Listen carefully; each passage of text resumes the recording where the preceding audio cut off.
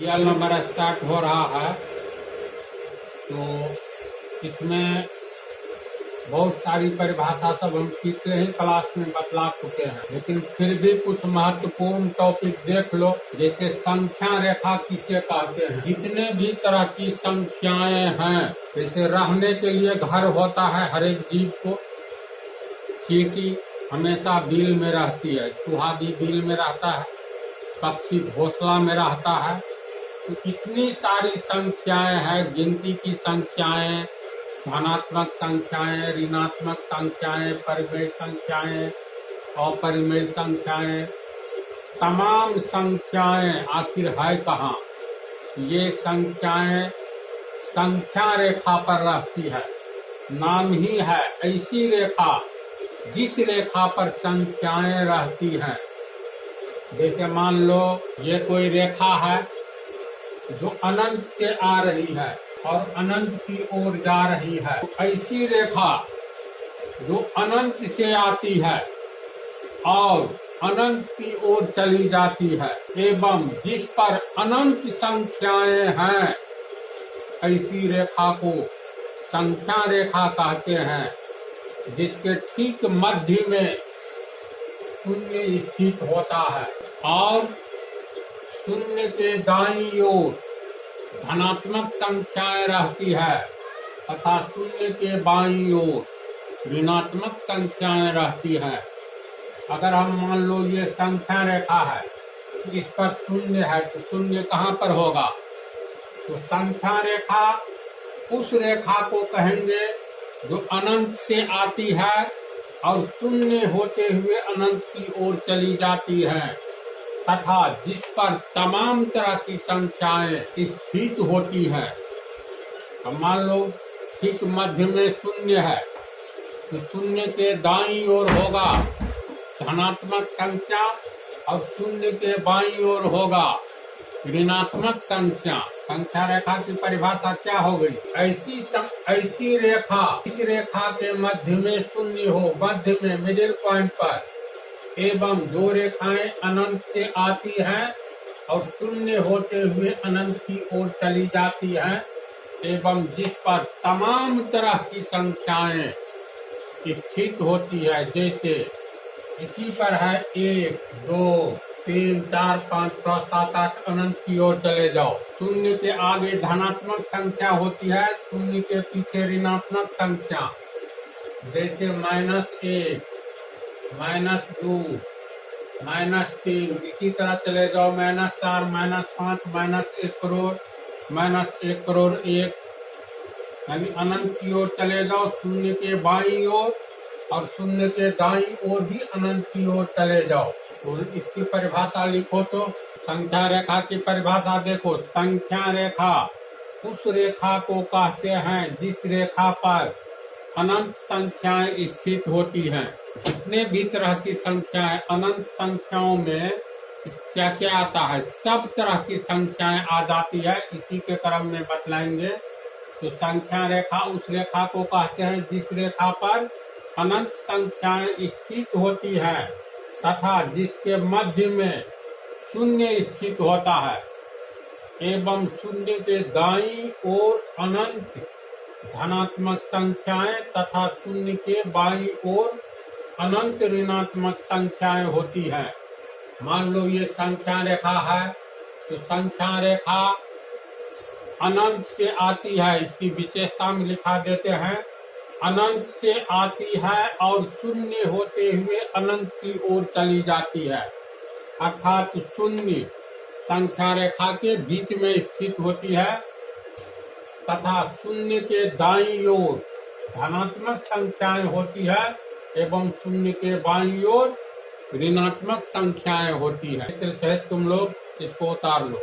मान लो ये संख्या रेखा है, संख्या रेखा के मध्य में शून्य स्थित होती है। तो संख्या रेखा आती है कहाँ से, तो अनंत से आती है एवं शून्य होते हुए अनंत की ओर चली जाती है। पहली विशेषता। दूसरी विशेषता, अब देखो संख्या रेखा की विशेषताएं। संख्या रेखा अनंत से आती है और शून्य होते हुए अनंत से आ रही है, शून्य होते हुए अनंत की ओर चली जाती है। पहली विशेषता। दूसरी विशेषता, संख्या रेखा पर स्थित शून्य के दाईं ओर धनात्मक एवं शून्य के बाईं ओर ऋणात्मक संख्याएं होती है। यानी इस पॉइंट का काम है आगे, इसलिए ध्यान से अपना समझते जाओ। धनात्मक संख्या रेखा पर कहाँ होगी? शून्य के दाईं ओर, और ऋणात्मक संख्या शून्य के बाईं ओर है। संख्या रेखा पर स्थित कोई भी संख्या अपने पहले की अनंत संख्याओं से बड़ी होती है। जैसे मान लो संख्या रेखा पर कोई एक संख्या चुनो। अगर मान लो हम चुनते हैं -2 ये वाला, तो अपने से पहले अनंत संख्याएं हैं ना, -2 से पहले -3, -4, -5, -6, -1 अरब, -1 अरब 1, ऐसे करके अनंत की ओर पीछे की ओर जाएगा। तो ऐसे ही समझो न, 4 के पीछे अनंत संख्याएं हैं, तो 4 3 से बड़ा है ना, के बारे में सोचेंगे तो 3 अपने से पीछे की तमाम संख्याओं से बड़ी होगी। तो ये मान लो +2, अगर पूछा जाए ये +2 बड़ा है कि -4 बड़ा है, तो ध्यान में रखना संख्या रेखा पर शून्य के आगे है +2, ये माइनस वाला शून्य के पीछे है, तो इसका मतलब +2 शून्य से आगे है और +2 के पीछे की सब संख्या, जैसे 4 के पीछे की इतना ही संख्या लो। 4 संख्या रेखा पर स्थित कोई भी संख्या लेंगे, तो जैसे 4 लेंगे तो अपने पीछे स्थित जितनी भी संख्या है उसमें सबसे बड़ी होगी। 4 3 से बड़ी है, इसका मतलब 4 यहाँ पर मान लो अगर आता है, हम लोग पीछे की ओर बढ़ेंगे तो -1000 यहाँ पर आ रहा है, तो 4 यानी +4 बड़ा है कि -1000? +4 बड़ा होगा, कारण शून्य के आगे में स्थित है और शून्य के बहुत पीछे है -1000। तो संख्या रेखा की विशेषता है, इस पर स्थित कोई भी संख्या लेंगे, अगर कहेंगे -3 बड़ा है कि -4, तो संख्या रेखा पर -3 -4 से आगे है, और कोई भी आगे वाली संख्या अपने पीछे वाली अनंत संख्याओं से बड़ी होती है, इसीलिए -3 -1000 से बड़ा होगा। समझा? पूछा जाएगा -4 बड़ा है कि -1000? -4 बड़ा होगा। ये लास्ट पॉइंट में संख्या रेखा पर स्थित कोई भी संख्या अपने पहले की अनंत संख्याओं से बड़ी होती है। इसको समझा? चलो इसको भी उतारो। इसका अर्थ समझो। संख्या रेखा पर स्थित 2 पूर्ण अंक के बीच अनंत अपूर्ण अंक होते हैं, जिसे अपूर्णांक कहते हैं। संख्या रेखा पर जैसे मान करके चलो पूरी अंक 1 और 2 है, 1 और 2 पूरी अंक है, पूर्ण अंक है, तो 1 और 2 के बीच में कितनी संख्याएं स्थित है? बोलो। अनंत। कैसे? 1 रुपया और 2 रुपया के बीच भी रुपया है, 1 रुपया 1 पैसा, 1 रुपया 2 पैसा, ऐसे करके है निजी। तो हम लोग गिनती की संख्या है, ये सब है ही बता रहे हैं 1 2, लेकिन हकीकत में पूछा जाए, 1 में अगर 1 का लाखवां भाग जोड़ देंगे तो 1 से अधिक होगा। यानी 1 में कुछ भी जोड़ेंगे लेकिन 1 नहीं जोड़ेंगे, 1 से छोटी संख्या जोड़ेंगे। मान लो हम 1 में जोड़े 1 बटा 1 दहन सैकड़ा हजार 10,000 लाख, 1 में जोड़े हैं 1 का लाखवां भाग, तो ये निश्चित तौर पर 2 नहीं होगा, 2 से कम होगा। अब कैसे होगा तो मालूम है? अब इसको हल करोगे, ये कितना होगा? लघुत्तम होगा, ये 1 लाख ना होगा हल करके, और ये हो गया तुमको, ये देखो तो 1 से आगे है और 2 से बहुत पीछे है ना?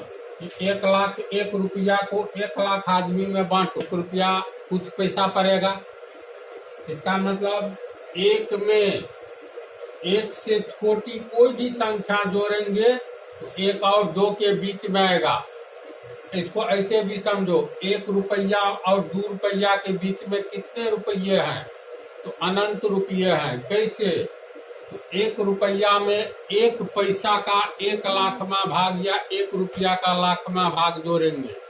इसको समझने में प्रॉब्लम हो रहा हो तो 1 रुपया में 1 पैसा जोड़ेंगे तो 2 रुपया होगा? नहीं होगा। 1 रुपया 1 पैसा किसके बीच है? 1 रुपया और 2 रुपया के बीच है? नहीं है। 1 रुपया 2 पैसा 1 रुपया से अधिक है, 2 रुपया से कम है। तो आगे चल करके बतलाएंगे, किसी भी दो पूर्ण अंक के बीच कोई भी दो पूरी अंक ले ले, चाहे मान लो 5 ले या 6 ले, 5 ले और 6 ले, तो 5 और 6 के बीच में कितनी संख्याएं हैं? आंसर है अनंत संख्याएं हैं। और ऐसी ही संख्या को अपूर्णांक कहा जाता है, जो अपने आप में पूर्ण नहीं है। अगर माइनस में भी ले तो -1 और -2 के बीच में कितनी संख्याएं हैं? तो अनंत संख्याएं हैं। बोले एक में कोई भी संख्या जोड़ेंगे 1 से अधिक हो, -1 जोड़िए। 1 और 2 के बीच कितनी संख्याएं हैं? तो इसको कितनी संख्याएं हैं? तो इसको ऐसे समझो ना, मान लो 1 में 1 जोड़ेंगे तब ना 1 1 2 होगा। 1 में 1 नहीं जोड़ करके 1 का आधा 1/2 जोड़ो तो, यानी 1 में 1 से कम जोड़ो। जैसे 2 और 3 के बीच की संख्या निकालना है तो 2 में 1 जोड़ेंगे तब तो 3 हो जाएगा, यानी 1 से छोटी संख्या को जोड़ो।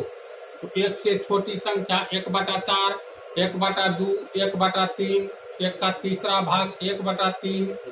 तो 1 में तो 1 से छोटी संख्या 1/2 आधा है ना, इसको जोड़ो तो ये 2 से कम होगा। लघुत्तम लेंगे 2, 2 × 2, 3/2। 3/2 का अर्थ हुआ 3 रुपया को 2 भाग में बांटो, 1.5 रुपया, यानी 1.5। ये 2 है क्या? 2 से छोटा है कि नहीं है? तो कहने का अर्थ ये 2 लगातार पूर्ण संख्या के बीच में अनंत संख्याएं होती हैं। समझ गया? संख्या रेखा पर स्थित 2 पूर्ण अंक के बीच अनंत अपूर्ण अंक होते हैं, यानी पूरी अंक नहीं होता है, जिसे अपूर्णांक कहते हैं। जैसे 1.1, 1.2, 1 के बाद दशमलव दे दो, अब कुछ भी दो, आगे में जो मन होता है लिख लो। जैसे 1.0000, जितना मन हो 0 2 और 2 दे दो। तो ये 1 से अधिक है और 2 से कम है। तो इसका कंसेप्ट होगा पूर्ण संख्या बतलाएंगे, ये पूर्णांक बतलाएंगे तब। फिलहाल ये मालूम है ना, जो 1 एवं 3 के बीच में कोई भी 2 लगातार संख्या लेंगे तो इसके बीच में अनंत संख्याएं हो। 8 और 9 के बीच में संख्याएं हैं, अगर नहीं रहता तो 8 रुपया 25 पैसा होता है जी, 8 रुपया 15 पैसा भी होता है, पता है ना। तो 8 रुपया 15 पैसा 8 रुपया से अधिक है, लेकिन 9 रुपया से कम है। तो 2 पूर्ण अंक के बीच में अनंत अंक होते हैं, जो पूर्ण नहीं होते हैं बल्कि अपूर्ण होते हैं, इनकम्प्लीट होते हैं। इसीलिए ऐसे अंक को अपूर्णांक कहेंगे। ये सब आगे में बतलाना है। इस विशेषता को समझा तू लोग, तो इसको और आगे इस पर बहुत कुछ बतलाता जाएगा। इस पॉइंट को उतार लो। अब इसको जैसे मान लो 4 और 5 में, 4 और 5 के बीच में कितनी संख्याएं छिपी हुई है? तो 4 में कुछ जोड़ोगे, कुछ क्या जोड़ना है? 1 नहीं जोड़ना है, बल्कि 0 से लेकर के 1 के बीच जितनी भी संख्या है जोड़ो। तो 0 से आगे की संख्या बोलो क्या है? 0 के ठीक आगे की संख्या या 1 से आगे की संख्या, 2 से पहले की संख्या बतलाना मुश्किल ही नहीं, हमेशा मुश्किल रहेगा। कारण जैसे मान लो 4 से आगे की संख्या और 5 से पहले की संख्या कौन सी होगी, ये डिफाइन नहीं है। अब तू इसमें क्या कहोगे, 4 से जस्ट आगे वाली और 5 से पहले वाली? 4.01। मान लो 4.01, हम कहते हैं 4.00000, अनंत जीरो देते जाओ, अंत में जो मन हो बैठा दो, ये बैठा दी। इसमें तुलना करो, ये कितना हो गया, तो दशमलव वाला जोड़ जानता है ना, ये हो गया 4 जोड़ 0.01, 0.01, यानी 4 में कितना जोड़ा हुआ है, तो 1 का दशमलव के लिए 1, 2 अंक है, 1 का समा भाग जोड़े हैं, तब हुआ है 4.01, यानी 5 से ये छोटा है। अगर इसमें 1 का समा भाग नहीं जुट करके 1 जुटेगा तब न 5 होगा, और 1 का समा भाग जोड़ रहे हो 4 में, तो कभी 5 होगा नहीं होगा। तो 1 का समा भाग क्या, 1 का 1 करोड़वां भाग जोड़ोगे तो 4 से थोड़ा अधिक होगा, लेकिन 5 के बहुत पीछे होगा। 4 में 1 का 1 अरबवां भाग भी तो जोड़ सकते हो, यानी ये कहना मुश्किल है जो 4 के ठीक आगे और 5 से पहले की संख्या का नाम बतलावे। पहली संख्या, यानी अगर कोई पूछे जो 3 और 4 के बीच में अगर अनंत संख्याएं हैं तो 3 के आगे वाला, ठीक आगे वाला बतलाइए, तो ये मुश्किल है, क्योंकि 3 में तू 0 से बड़ी और 1 से छोटी संख्या को जोड़ो, 1 जोड़ोगे तब तो 4 हो जाएगा, और 0 जोड़ेंगे तो 3 जोड़ 0 बराबर 0। जैसे 1 और 2 है, तो 1 से ठीक आगे की कौन सी संख्या होगी जो 2 से कम होना चाहिए। इसका अर्थ है इसमें तू 0 से लेकर के 1 से ठीक पहले की संख्या जोड़ोगे। 1 से पहले मान लो 0.999 अनंत 9 भी दे सकते हैं, तो मान लो इसको जोड़ना है, तो 1 में इसको जोड़ो तो 1 जोड़ 0.999 बराबर 1 जोड़ 999, इसके लिए हो गया 1 और 3 जीरो। ये 1 से छोटा जोड़ रहे हैं और 0 से बड़ा, तो 999 रुपया को 1000 आदमी में बांटो। 999 रुपया भागा 1000, यानी 999 ऊपर वाला को रुपया मान लो, नीचे वाला को आदमी मान लो, तो 999 रुपया अगर 1000 आदमी में बांटेंगे तो 1 रुपया से कम पड़ेगा, यानी 1 से कम जोड़ना है हमेशा किसी भी संख्या में। अब 0 से अधिक जोड़ने पर ये पता चलता है जो 1 के आगे वाली संख्या क्या होगी एवं 2 से पहले वाली संख्या क्या होगी। तो इसके लिए दशमलव वाला तुम लोग को जोड़ तो मालूम है।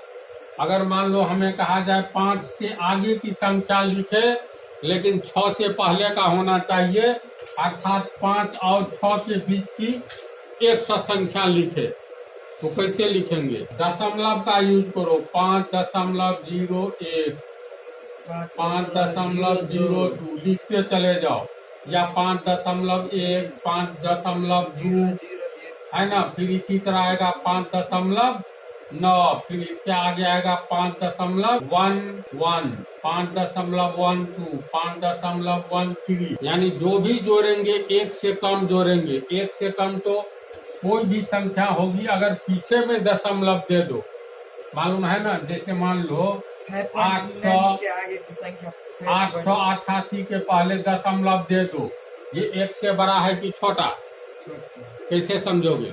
इसको डिवाइड तोड़ेंगे तो 888 दशमलव के लिए 1 2 3 1 2 3। अब देखो तो ये 1 से बड़ा है कि छोटा, कैसे समझोगे? बदलाए हैं, ऊपर वाला को हमेशा रुपया मानो, नीचे वाला को आदमी। 888 रुपया को 1000 आदमी में बांटो तो 1 रुपया से कम पड़ेगा। इसका मतलब तू 6 से जस्ट आगे और 7 से पहले की संख्या लिखना है तो 6 में कुछ भी जोड़ो, लेकिन दशमलव वाला जोड़ो। 0.1, 0.0000, 1 2 3 जो कुछ भी जोड़ना है, एक से छोटी संख्या जोड़ोगे तो 7 तक पहुंचने में 7 अरब वर्ष नहीं, मतलब अरबों खरबों वर्ष बीत जाएगा, लेकिन 6 से 7 तक पहुंचना मुश्किल ही नहीं, नामुमकिन है। 5.9 का आगे की संख्या क्या होगा? 5.9 के आगे की संख्या 5.9, इसका मतलब 5 में कितना जोड़ा हुआ है? ये हो गया 5 जोड़ 0.9। तुम इससे जस्ट आगे कहते हो, ये भी डिफाइंड नहीं है। कहोगे क्यों? तो इसमें 5.9 से आगे 5.90000 देते चले जाओ, अनंत जीरो भी डाल करके अंत में मान लो 1 2 3 कुछ भी बैठा दो, यही बैठा दिए। अब ये है, या मान लो कि इससे भी अनंत सुना देते जाओ, एक बैठा दो। डिफाइंड नहीं है, लेकिन इतना लग रहा है जो 1 से 2 तक या 0 से 1 तक पहुंचने में अरबों वर्ष बीत जाएगा, लेकिन पहुंचना मुश्किल है। इसका अर्थ है 2 पूर्ण संख्याओं के बीच में अनंत संख्याएं छिपी रहती है। इस पॉइंट को समझा तो उतार लिया है। देखो ये सब बचपन की परिभाषा है, चैप्टर चालू हो रहा है रियल नंबर, तो कुछ बेसिक बातें बतला रहे हैं, इसलिए इसमें 2 पार्ट कर दिया, पार्ट 1A और पार्ट 1B। अब गिनती की संख्याओं को नेचुरल नंबर्स कहते हैं, यानी प्राकृतिक संख्या। गिनती की संख्या शुरू कहाँ से होती है, नहीं मालूम है? 1 से और समाप्त कहाँ होती है? गिनती की संख्या 1 से शुरू होती है, लेकिन समाप्त कहाँ होती है? इसका अंत नहीं है। अगर कहोगे 100 तक, तो किसी गांव में 110 आदमी रहेगा, तो 100 के बाद गिनोगे 101, 102 गिनोगे न जी। भारत की आबादी 1 अरब 30 करोड़ के लगभग है। अगर भारत की आबादी को गिनती किया जाए 1 2 3 4 से, तमाम आदमी को गांव गांव शहर शहर गिन लिया जाए, तो 1 अरब 30 करोड़ पर समाप्त होगा। अगर विश्व की जनसंख्या की गिनती करोगे तो 7 अरब तक पहुंचने में भले ही 2 दिन 3 दिन 4 दिन लगे। कल्पना करो 7 अरब अगर तारे को गिनती करने के लिए बोल दिया जाए और तमाम तारा के नजदीक पहुंचाया जाए तुम लोगों को, तो तारे गिनते गिनते अनंत तारे प्राप्त होंगे, गिनती का कोई अंत ही नहीं होगा। तो गिनती की संख्या अनंत होती है। गिनती की संख्याओं को नेचुरल नंबर्स कहते हैं। और ये शुरू कहाँ से होता है? तो कुछ भी गिनते हैं तो 1 से शुरू करते हैं। तो गिनती की संख्या तो 1 से शुरू होती है, और अंत कहाँ होता है? तो इसका कोई अंत नहीं है। अर्थात गिनती की संख्या 1 से शुरू होती है और अनंत की ओर चली जाती है। अर्थात गिनती की संख्याओं का अंत नहीं है, और गिनती की संख्याओं को ही हम लोग नेचुरल नंबर कहेंगे। समझा? तो जैसे में 1 2 3 4 डॉट डॉट डॉट डॉट दे दिए, यानी अनंत की ओर चला गया। चलो इसको भी उतारो। देखो पूर्ण संख्या, शून्य सहित गिनती की संख्याओं को पूर्ण संख्या कहते हैं। सिर्फ गिनती की संख्या को तो हम लोग नेचुरल नंबर कहेंगे, लेकिन गिनती की संख्याओं में शून्य को शामिल कर ले तो शून्य सहित सभी गिनती की संख्याओं को हम लोग पूर्ण संख्या कहेंगे, यानी पूरा पूरी संख्या। किसी के जेब में 1 रुपया का सिक्का है, तो इसका मतलब पूरा पूरी रुपया है। 1 रुपया, 1 रुपया 50 पैसा है, तो बोलो पूरा पूरी रुपया है? नहीं है। पूरा पूरी तब रहता जब 2 रुपया रहता। मान लो किसी का जेब खाली है, तो उसके जेब में रुपया है? कितना रुपया है? 0 रुपया है। तो शून्य को पूर्ण संख्या माना जाता है। तो पूर्ण संख्या का अर्थ हुआ शून्य सहित गिनती की संख्याओं को पूर्ण संख्या कहेंगे। इसको चलो उतारो। चलो देखो, अति महत्वपूर्ण टॉपिक समझो इसको। पूर्णांक की पहली परिभाषा। पूर्णांक का अर्थ क्या होता है? संधि विच्छेद करोगे, पूर्णांक, पूर्ण जोड़ अंक। पूर्ण मतलब पूरा, अंक मतलब अंक होता है ना। जो अंक पूरा पूरी हो जैसे 5 पूरा पूरी अंक है, लेकिन 5.5 पूरा पूरी अंक नहीं है। कोई कहेगा 5.5 आदमी आया है, तो ये संभव है? नहीं है, क्योंकि 5.5 आदमी नहीं होगा, 5 आदमी होगा। तो पहली परिभाषा के अनुसार x बटा y को पूर्णांक कहते हैं, जहाँ पर x बराबर या तो 0 होगा या प्लस माइनस गिनती की संख्या एवं y बराबर 1 ही होगा। अब इस पर सेटिंग करो। x का मान कुछ भी लेंगे, या तो 0 लेना है या गिनती की संख्या जिसके पीछे में या तो प्लस होगा या माइनस। तो मान करके चलो, अगर x बराबर 0 और y बराबर हमेशा क्या होगा? 1, तो x बटा y बराबर x का मान 0 बटा 1 बराबर 0, ये पूर्णांक होगा। दूसरा उदाहरण, अगर x बराबर 0 छोड़ करके कोई भी गिनती की संख्या बोलो, कोई भी, मान लो 5, 2 नहीं ले सकते हैं? हाँ 2 ले सकते हैं। नीचे नहीं, नीचे सिर्फ 1। हाँ x बराबर मान लो 5 लिए, तो x बटा y बराबर x का मान 5, y का मान हमेशा 1 होना चाहिए, 5। तो 5 हो गया तुमको पूर्णांक। अगर x बराबर प्लस में लिए, माइनस में लो, माइनस, और तब गिनती की संख्या 7, तो x बटा y बराबर x कितना लिए? -7 बटा y का मान हमेशा 1 होना चाहिए, 1, -7 पूर्णांक है। समझ रहे हो? चलो इसको उतारो।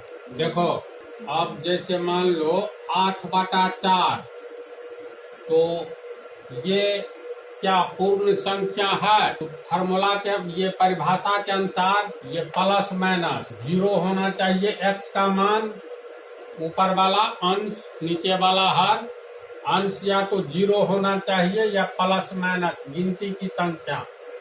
8 तो गिनती की संख्या है, x चलो ठीक है, y 1 होना चाहिए, तो y तो 1 नहीं है। लेकिन ऐसी स्थिति में हम लोग काट करके देखेंगे, तारे के अनुसार 4 दूनी 8, 2 बटा 1, इसीलिए 8 बटा 4 पूर्ण संख्या है। देखो, अंश बटा हर, x बटा y का मान 1 आ गया, तो 8 बटा 4 पूर्ण संख्या है।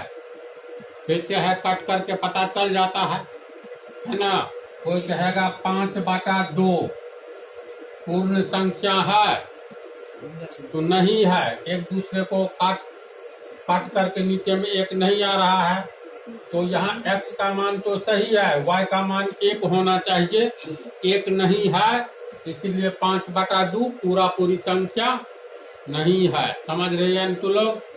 अगर पूछे 3.3 ये पूर्ण संख्या है, पूर्णांक है, तो इसको तोड़ करके देखो, x बटा y के रूप में ये 3, 37 बटा 10, x का मान तो ठीक है, y 1 होना चाहिए, 1 नहीं है, 10 है, इसीलिए ये अर्थात 3.3 पूर्ण संख्या नहीं है, पूर्णांक नहीं है। इतनी बात को तू लोग समझा। अब दूसरी परिभाषा देखो, दूसरी परिभाषा, दशमलव के पहले वाली संख्या को पूर्णांक अर्थात पूर्ण अंक कहते हैं। जैसे 5.3, दशमलव के पहले वाली संख्या, दशमलव के पहले कौन संख्या है? 5 है ना, तो ये 5 हो गया पूर्णांक, पूरा पूरी अंक। कैसे? तो देखो, इसको हम लोग ऐसे भी पढ़ते हैं। इसको तो सबसे पहले कैसे लिखेंगे? तो 5 जोड़ 0.3 लिखेंगे न जी। दशमलव वाला जोड़ सबको याद है ना? 5 में 0.3 कैसे जोड़ेंगे? इसके आगे में दशमलव नहीं है तो दे दो। अब दशमलव, इस दशमलव के सामने रखो 3, इसके ऊपर में कुछ नहीं है तो 0 दे दो। दशमलव के बाद 0 कट जाता है, तो इसको जोड़ेंगे तो कितना हो गया? इसको तोड़ करके हम लोग ऐसे भी लिखते हैं। देखो, इसको तोड़ेंगे तो ये हो गया 53/10 होगा। दशमलव के लिए एक अंक आगे है तो 1 शून्य, इसमें भाग देंगे तो 10 पंचे 50, 3/10 लिखेंगे ना। इसको कैसे पढ़ते हैं? 5 पूर्णांक यानी 5 पूर्ण अंक है। 5 पूर्णांक 3/10, इसको तुम लोगों को मालूम है, ऐसे लिख सकते हैं इसको 5 जोड़ 3/10। इसको क्यों? इसको हल करेंगे तो ये हो गया 10 पंचे 50 जोड़ 3 बराबर 53/10। 53 में 10 से भाग देंगे, 10 पंचे 50, 3 53/10। इसको ऐसे लिख सकते हैं, है ना। तो दशमलव के पहले ये पूर्णांक है।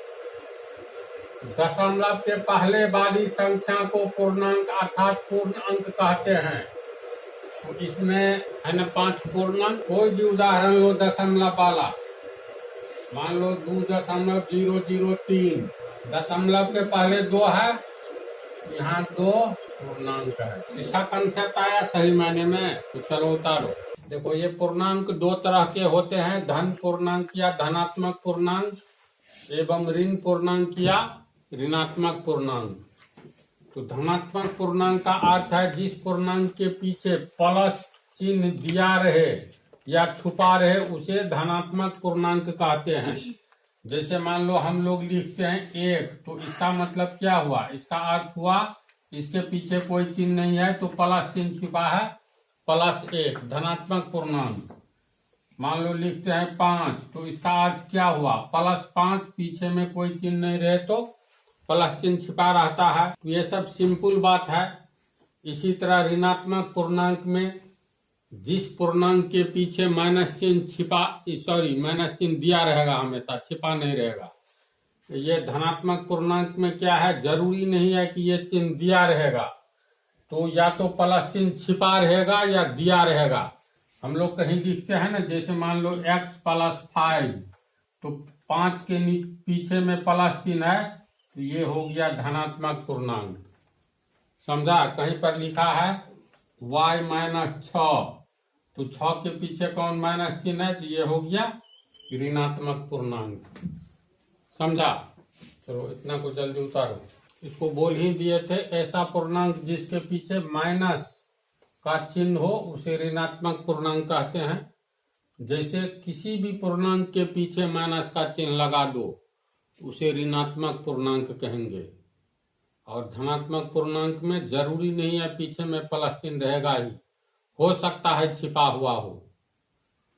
तो इसको उतार लो। इसके बाद शून्य धनात्मक है कि ऋणात्मक बतला देते हैं।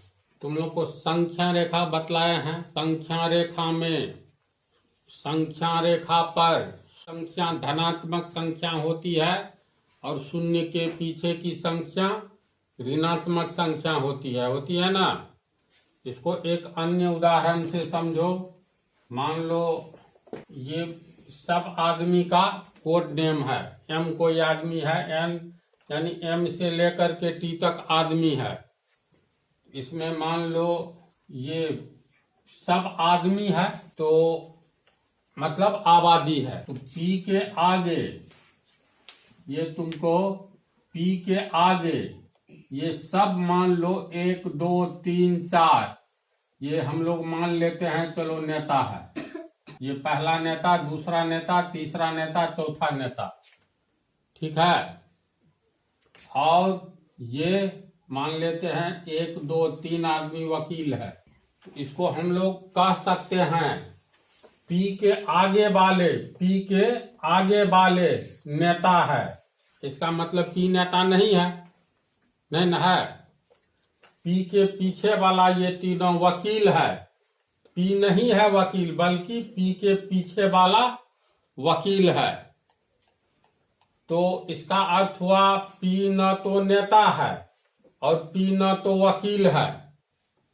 इसका अर्थ P आखिर है कौन?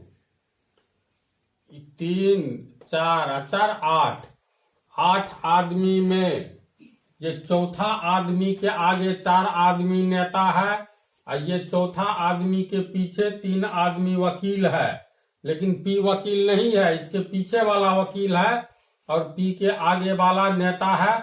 इसका मतलब पी न तो वकील है न नेता है बल्कि एक आदमी है ना।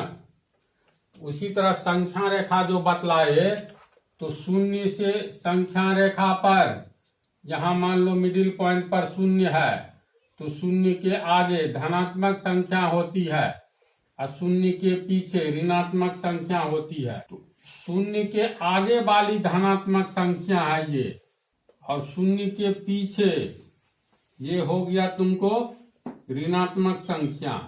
इसका अर्थ है शून्य के आगे न धनात्मक संख्या है तो इसका मतलब शून्य धनात्मक संख्या नहीं है, और शून्य के पीछे वाला ऋणात्मक है इसका मतलब शून्य ऋणात्मक भी नहीं है और शून्य धनात्मक भी नहीं है। तो शून्य है क्या? सिर्फ एक पूर्ण संख्या है। बोलो समझे तो क्या होगा आंसर?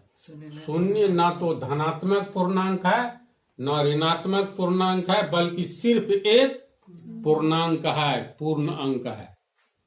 याद रहेगी बात? तो लिखो आंसर।